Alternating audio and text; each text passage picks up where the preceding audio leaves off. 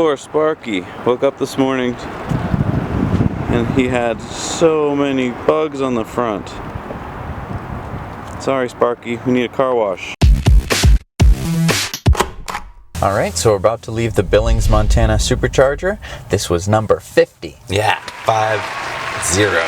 Yeah. I'm going to give it a 5. There isn't that much in terms of food choice. Plenty of lodging, but, you know. Little tip, we stayed at the Bighorn Resort, and it was half the price of where we stayed the night before in Idaho. Still just as good. Awesome. I give it a 6.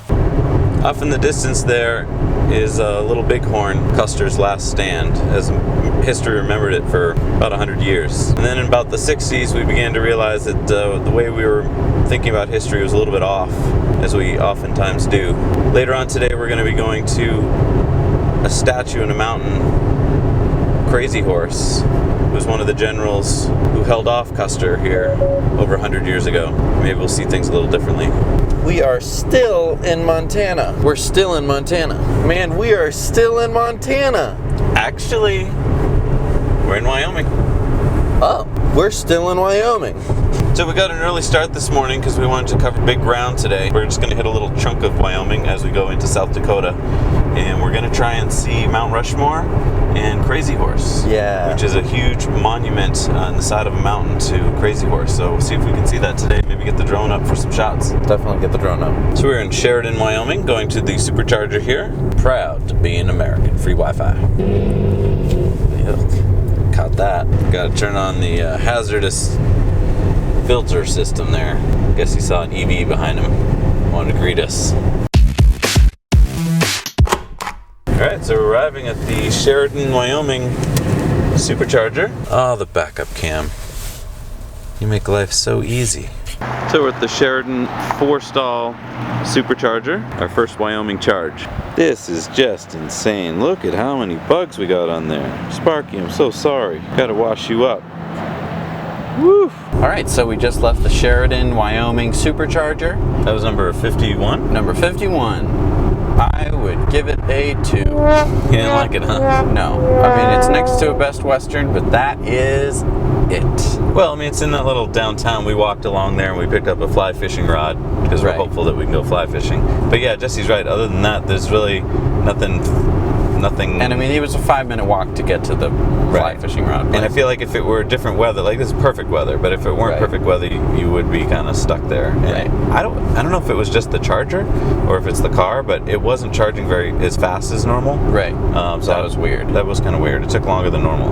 Yeah. And it seemed like there was a better place for it, like one with a Holiday Inn one exit Express down. And like other places to eat and stuff to get. So I mean, I don't know. Yeah, it seemed you had to drive into town quite a few minutes, and I think if the weather were bad, that would slow you down. So I give it a 3. Yeah. So this is quite amazing. This piece of road has white paint or something going down the middle of the road. It's been doing it for about 2 miles, and Sparky has stayed on track. The auto steer has no problem knowing where the real lines are. How do they do that? So we just left the Gillette Wyoming supercharger. It's a 4-stall and it's next to a Hampton Inn. There's nothing much to eat there. There's a subway that you can get to easily, but everything else you got to cross a big crowded 4-lane street. So you got to kind of risk your life a little bit. But you do get a Mexican restaurant across the street if you make it across, and we did, and it was good. So I give it a 4 because of the restaurant problem. What do you give it? I'll give it a 6. I mean, yeah, you have to cross the street. Honestly, though, we met some really nice people there. One of the groups that we met was going on a road trip, and they were hitting their 50th state today, which was awesome. Yeah. So that's why I raised it up to a 6, just because we met some really nice people. Nice people, they can definitely give it a boost. Yes. On to South Dakota. South Dakota.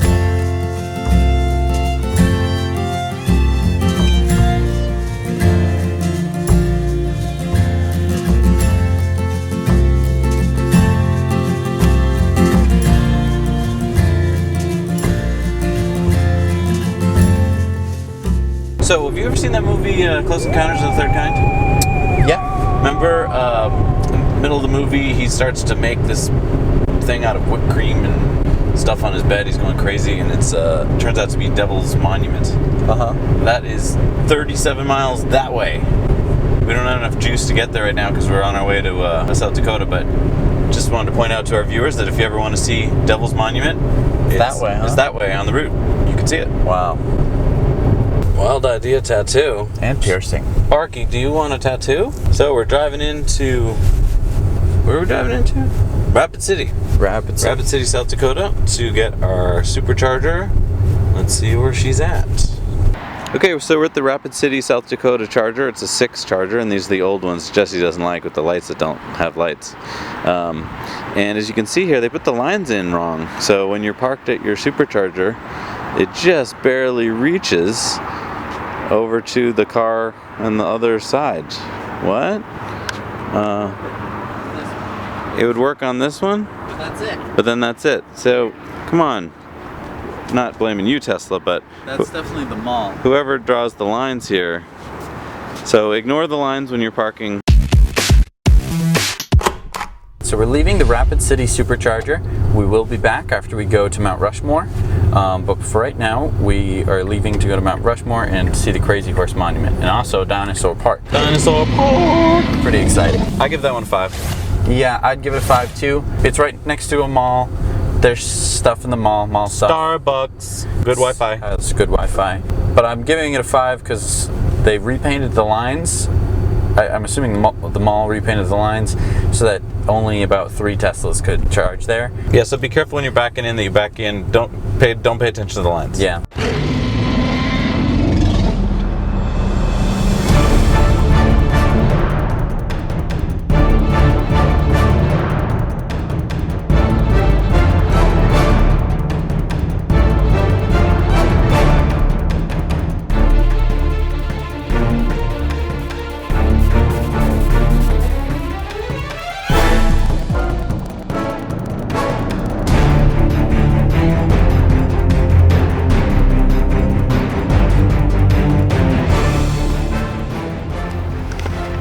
I do not know what kind of dinosaur that is. I don't think that's a real dinosaur. Did you know that these 2 dinosaurs existed many millions of years apart from each other, and that they would have never actually fought?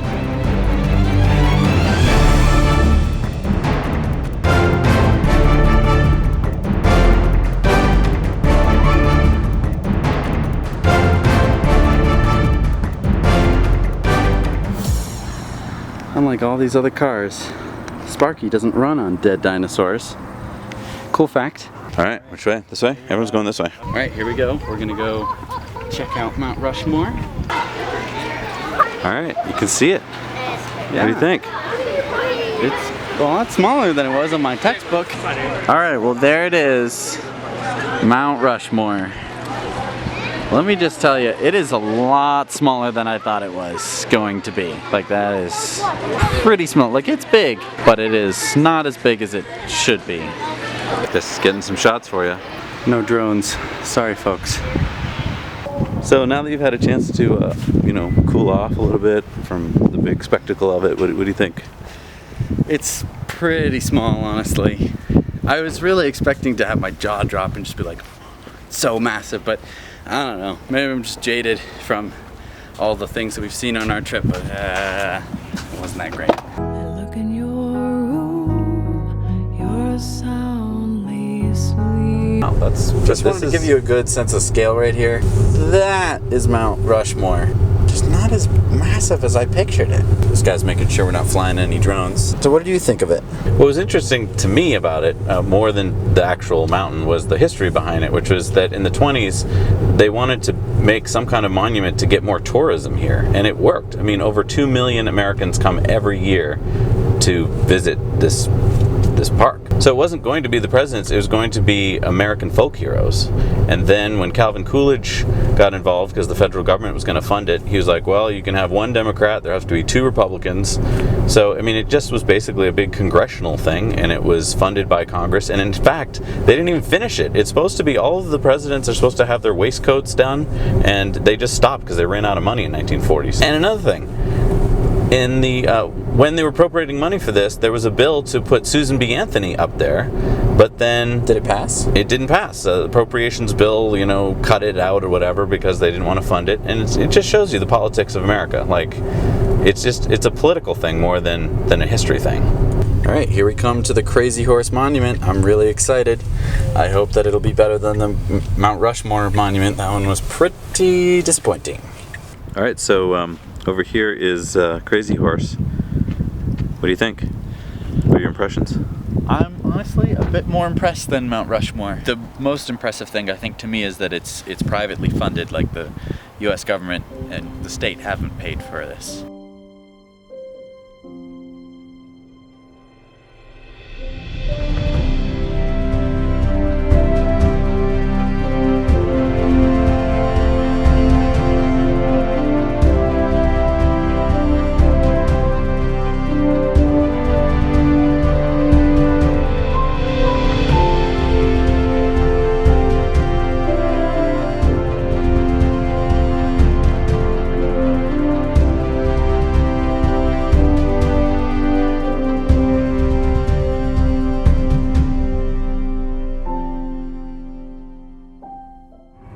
All right, so what do you think of Crazy Horse? That was really amazing. It's a really interesting story, too. The artist, Zelkowski, who was born in Boston, kind of stuck in my head because he's from Boston, he gained fame in 1939 when he did some artwork at the World's Fair.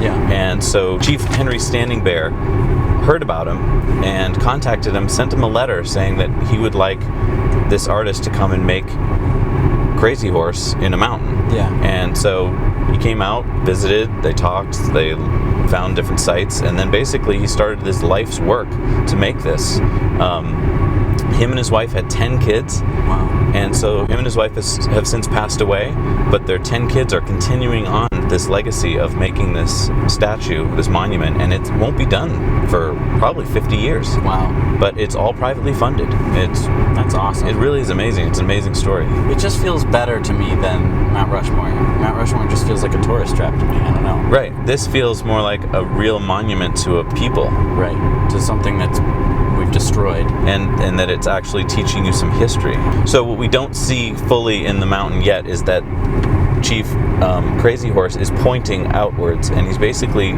showing everyone that those are his lands. And so when it's all done, it's really going to be powerful, I think, to see him pointing out towards all of his Lakota lands to show everyone that this is where his people are from. Wow. Well, definitely stay tuned in 50 years. Check it out. So, did you think that you could see Mount Rushmore and the Statue of Liberty in one day? No. If you said no, you're frickin' wrong, because look at it. There it is. Wow. America. We've seen the whole country. All right, so we're leaving. All right, so we're leaving Rapid City. So we're leaving the Rapid City. All right, so we're leaving the Rapid City Supercharger in South Dakota, and we're heading off to Mitchell. Yeah, we drove kind of so many hours out of our way to go do the whole drone shot and the Mount Rushmore that we're kind of behind schedule, so we really have to push. We started driving this morning at 7 in the morning. Normally by 7 at night, which it is now, I think anyone would admit they'd be fried, but if you're driving an autopilot Tesla, you're not fried. So we've been driving for 12 hours. We're going to have to drive for another 4 hours to make it to Mitchell, South Dakota, driving through Murdo, South Dakota. But we can do that because it's not that tiring. We just have to, play some silly games and keep ourselves awake.